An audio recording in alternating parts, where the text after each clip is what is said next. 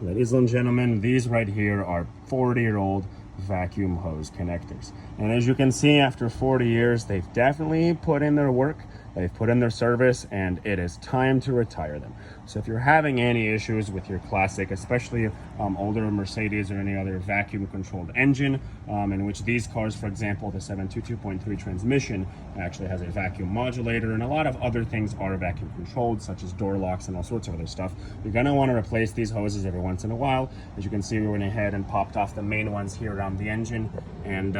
put in some nice fresh silicone vacuum hoses, going to go through the rest of the car, kind of do some more maintenance, but something that is often overlooked that may be causing issues with your door locks, with this, with that, sometimes with shifting if you have a vacuum controlled